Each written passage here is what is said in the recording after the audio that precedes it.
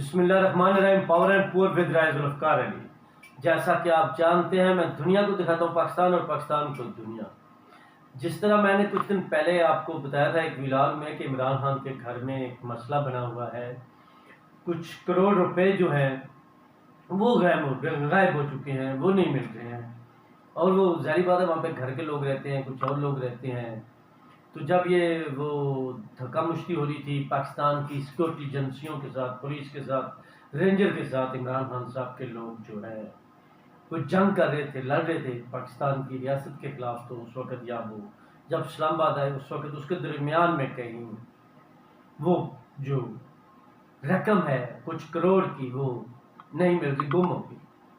اب وہ اس کی انکوائری بھی چاہتے ہیں، انویسٹیگیشن بھی چاہتے ہیں. جو لوگ وہاں پہ خاص تھے ان پر بھی بات ہوگی. اچھا خاص جب آتا ہے نا تو یہ بڑا آپ کو پتہ ہے یہ عجیب ہے. وہ فیصل واڈا والا کچھ 2-3 سانپ 2-3 خاص اور کچھ کیڑے مکوڑے تو اس سے باتیں نکالتے رہتے ہیں، پھر کچھ بتاتے رہتے ہیں، کچھ کہتے رہتے ہیں.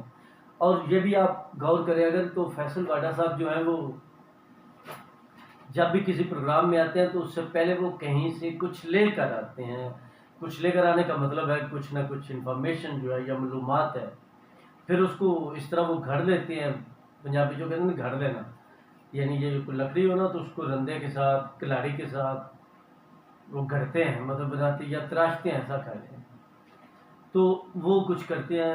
پھر فیصل واڈا صاحب ایک انتہائی لفظ ٹھیک ہے، امیر ہے، بڑی بڑی ہائی کلاس کی وہ دعوتیں پارٹیاں، پھر ان کے لوگوں کے ساتھ جو لنک ہے وہ بھی بڑی گہرے ہیں. اور سیدھی سی بات ہے بات تو آ جاتی ہے بدقسمتی سے اکثر ہمارے انٹرویوز میں، کالم میں، خبروں میں، پروگرام میں، بولنے میں، لکھنے میں، محفلوں میں یا جس جگہ پر بھی بیٹھے ہوں تو یہ ذکر تو آ جاتا ہے کہ دولت جو ہے، سرمایہ جو ہے، آپ نے کوئی پروجیکٹ بھی شروع کرنا ہے تو اس کے لیے دولت بڑی ضروری ہے. اچھا پروجیکٹ سے پھر یاد آیا کہ دیکھیں عمران خان پروجیکٹ. اب پاکستان کے ان لوگوں کا میں کیا کروں.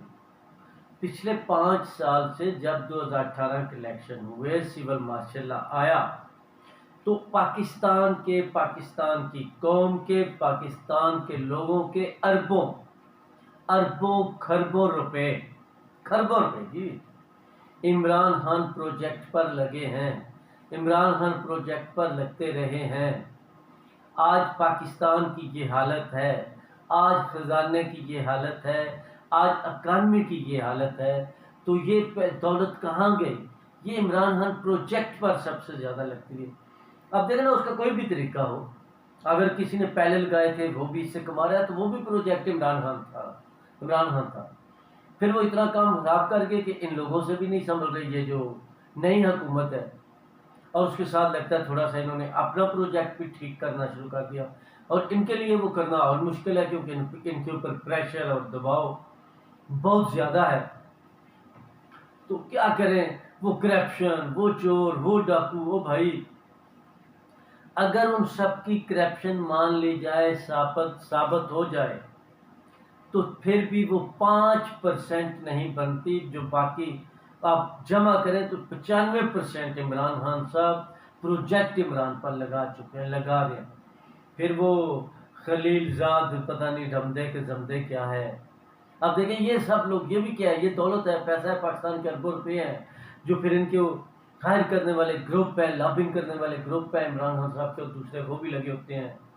پھر وہ اب پچھلے دنوں میں جو کچھ ہنگامے کچھ ملکوں میں ہوئے پتہ چلا کہ وہ جس طرح مدینہ میں بھی ہوا تو وہ چیکو کے کیا کہتے ہیں فوزیہ قصوری صاحب کے کچھ بھائی ہیں میرے خیال میں، تو وہ آ جاتے ہیں. ظاہری بات ہے ان کے پاس باہر کی نیشنلٹی ہے تو اور لوگ بھی باہر جو کچھ کرتے ہیں پھر بڑی وہ غلط چیز کے ہماری فوجی سربراہ فوج کے خلاف جو مہم چلائی گئی اس طرح کی، اس طریقے سے، اس انداز سے وہ نہیں ہونی چاہیے وہاں پہ. لیکن اگر فوج کہیں پہ سیاست میں حصہ لیتی ہے تو آپ کہیں وہ ایک اور طریقہ ہے، لیکن بدتمیزی، گالی یا یہ کئی چیزیں وہ یہاں بھی کہتے ہیں وہاں بھی وہ ایک الگ چیز ہے. لیکن یہ بالکل دیکھیں اصل میں ہر چیز میں وہ لڑنا چاہتے ہیں، جھگڑنا چاہتے ہیں.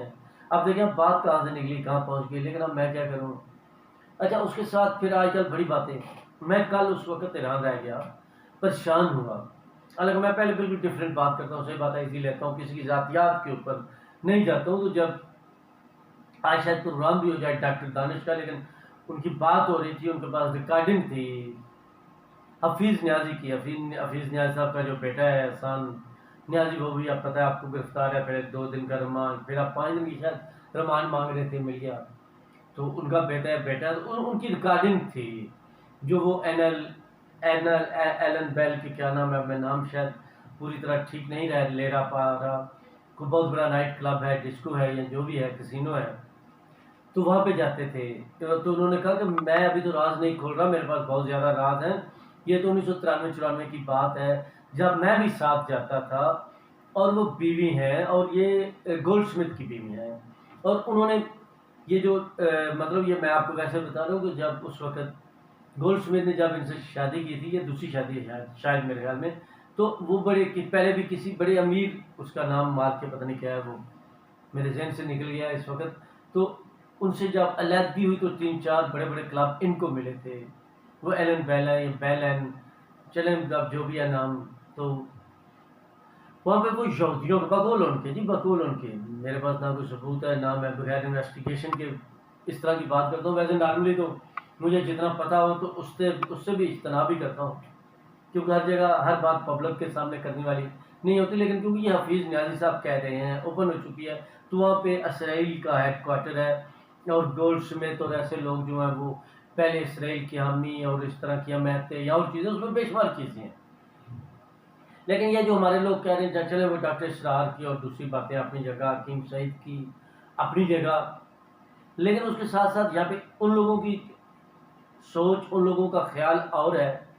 لیکن میں جو تھوڑا بہت اس چکر میں سوچتا ہوں یا مجھے بابا بکریوں والا بتاتا ہے، تو بابا بکریوں والا کہتا ہے یہ بات کچھ اس طرح کی نہیں ہے. اصل میں بات یہ ہے کہ جس طرح کے حالات ہیں تو پاکستان نے اسرائیل کو تسلیم نہیں کیا ہے. تو پبلک میں کیونکہ اس طرح کا ماحول بنا دیا گیا ہے، تو وہ چاہے پبلک چاہے، چاہے فوج چاہے یا اسٹیبلشمنٹ چاہے، تو وہ تسلیم کرنا بہت ہی مشکل ہے. کیونکہ وہ پھر اس کا احتجاج یا اس کی سختی یا نفرت یا نہ ماننا عوام کی طرف سے، پبلک کی طرف سے، اور اداروں میں باقی جگہوں پر بھی اکثریت ہو گیا، وہ ممکن نہیں ہے، نہیں مانیں گے. تو اس کو ماحول بنانے کے لیے 10-10 20-20 30-30 سال کے پروجیکٹ بنائے جاتے ہیں. تو خان صاحب کو بھی اسی صورت میں استعمال کیا گیا کہ یہ بڑے طریقے سے سلیقے سے ایسا ماحول بنا دیں گے عوام میں اور چیزوں میں کہ ایک دن آئے گا کہ اسرائیل کو تسلیم کر لیا جائے گا. اور اسرائیل کو تسلیم کرنے کا مطلب وہاں پہ میں اکانومی کی بات کر رہا ہوں اور بین الاقوامی حالات کی بات کر رہا ہوں، مذہبی بات نہیں کر رہا. مطلب ملکوں کی جو یہ سفارتکاری ہوتی ہے، چلیں ایسا کر لیں، تو اس سے نقصان نہیں ہے، بہت زیادہ فائدہ ہے. اور انہوں نے جو دونوں چیزوں کے اندازے لگائے تو اس سے وہ سمجھتے ہیں اس سے بے شمار فائدہ ہے. تو خان صاحب یہ آپ نے پھر دیکھا خان صاحب جس طرح کا بیانیہ بناتے ہیں، یہ بھی وقت نے ثابت کیا. مطلب صبح کو اور کچھ کہتے ہیں، شام کو کہہ جاتے ہیں کچھ اور ان کے ماننے والے مانتے ہیں. تو بیانیہ وہ بڑی جلدی آپ جس طرح آپ دیکھیں کل وہ مرتضیٰ بھٹو کے قتل کی، پہلے وہ زرداری صاحب، پھر مرتضیٰ بھٹو کے قتل کی طرز، پھر مطلب یہ جو جھوٹ ہوتا ہے، پراپوگنڈا ہوتا ہے، اب آج کے فاسٹ سوشل میڈیا دور میں وہ چند دن چلتا ہے. تو وہ بچے ہوئے ابھی تک اس لیے ہیں کیونکہ بے شمار لوگ ہیں نا، جیسے میں آپ کو بتاتا ہوں کہ وہ پی ٹی وی کے دور کے ہیں، اس سے بھی پہلے کے ہیں. تو ان کے آئیڈیل ہیں پرانے، یہ کتابیں لکھنے والے، کہانیاں لکھنے والے، فلمیں بنانے والے، پروڈیوسر، ہدایتکار، رائٹر، افسانہ نگار، گلوکار، فنکار، پلیئر، نہ جانے کون کون سے لوگ. تو وہ سب پھر ہر دوسرے دن ان کو کوئی نہ کوئی نئی کہانی، کوئی چیز مل جاتی ہے تو پھر یہ ایشو اڑا دیتے ہیں. اس کے علاوہ انہوں نے انگلینڈ سے 1-2 جس طرح بتایا گیا تھا، میرے پاس اس کا بھی ویسے ثبوت نہیں ہے، کہ جو تنظیمیں ہائر ہیں جو ان کو مختلف اس طرح کے فکرے جو ہیں ہمارے معاشرے پر، سوسائٹی پر، مذہب پر، جن کو عبور حاصل ہے اور غیر ملکی ہیں، غیر مذہب ہے، تو ان کے پاس بے شمار مواد ہوتا ہے اور ریگولر ہے، تحقیقات بھی رہتی ہے، تو وہ دیتے رہتے ہیں. اور جس طرح میں نے آپ کو بتایا کہ عمران خان صاحب نے وہاں سے جو کچھ لوٹا تھا تو اس کی بے شمار چیزیں، اور وہاں سے بات یہ جو چند کروڑ ہے، اب اس کی ایف آئی آر بھی نہیں کرا سکتے، اس طرح کرانا نہیں چاہتے کیونکہ عمران خان صاحب کے پاس بے شمار بلیک منی آتی ہے، یہ کوئی ویسے دے گیا ہوگا. اگر وہ سامنے لاتے ہیں، ایف آئی آر کٹاتے ہیں یا کچھ، تو پھر تو سوال ہوگا. اور پھر آج کے دور میں جب ان کی حکومت نہیں ہے اور ان کے خلاف بڑی سختی ہے، کافی کیس سچے، کچھ سچے ہوں گے، کچھ جھوٹے ہوں گے، یا مطلب موقع ملنا چاہیے کہ عمران خان صاحب کے خلاف کوئی ایف آئی آر کٹے، کوئی پرچہ کٹے. تو اس دور میں تو ممکن ہی نہیں ہے کہ وہ ایف آئی آر جا کے کٹائیں وہ کچھ کروڑ کی کہ وہ کروڑ کہاں سے آئے. اور ظاہری بات ہے وہاں پہ کہتے ہیں جی وہ اس وقت میں یہ اپنی بات نہیں کر رہا, عمران خان صاحب نے کہا تھا کہ جب وہ پولیس والے اور دوسرے داخل ہوئے سرچ وارنٹ لے کر, تو عمران خان صاحب کی بیوی گھر پر تھی, اس کی چیخیں نکل گئی. تو باقی لوگوں نے جواب دیا جی وہ کس طرح ہو سکتا ہے, 200 سے زیادہ وہاں پہ دہشت گرد تھے, پھر ٹرین دہشت گرد آیا ہے, اور پھر فیض حمید کا مختلف جگہوں پہ نام آ رہا ہے, جس طرح وہ کل پروگرام میں تھے فیصل واڈا ندیم ملک کے, تو اس وقت اشارے کر رہے تھے کہ ابھی تک یہ سلسلہ جاری ہے, فیض حمید کا دماغ اور ان کی چیزیں چل رہی ہیں, ابھی تک یہ سلسلہ جو ہے وہ تھمنے کو نہیں, ختم ہونے کو نہیں آیا. بے شمار جو ٹی ٹی پی تھی اور دوسرے اس طرح کے لوگ, آپ کو پتا ہو کہ وہاں پہلے بھی جیلوں سے کافی رہا ہوئے, کچھ جیلیں ٹوٹی بھی گئیں, تو وہ لوگ جو ہے بقول میڈیا کے جو کہہ رہے ہیں وہ سارے انہوں نے عمران خان کے ساتھ شامل کیے. پھر کافی جگہوں پر تو یہ بھی بات آ رہی تھی ہے کہ وہ 40,000 کے لگ بھگ جو لوگ ہیں ان کو بھی پی ٹی آئی میں شامل کرایا جانے کی کافی کوششیں ہوتی ہیں. تو عمران خان صاحب کے پاس پھر تو دھڑلے کی فوج ہوتی ہے ایسی کی تیسی. تو اس طرح کی بے شمار چیزیں آ رہی ہیں. اب ان میں کتنی صداقت ہے کتنی صداقت نہیں ہے, اس پہ تو میں کوئی ہاں یا نہیں مطلب مور نہیں لگا سکتا, ثبت نہیں کر سکتا. لیکن دن بدن یہ چیزیں گہری ہوتی جا رہی ہیں, یہ چیزیں خطرناک ہوتی جا رہی ہیں, اور ان سے پاکستان کو ظاہری بات ہے اس دن سے لے کر اب تک نقصان ہو رہا ہے. اوپر سے یہ آئینی بران ہے, اس پر پہلے بات کر چکے ہیں. جو صوبائی اسمبلی کے الیکشن ہیں وہ نہیں ہو رہے. اچھا پھر وہ آج کل آپ کیا کریں, ٹویٹ بھی بڑی عجیب عجیب آتی ہیں.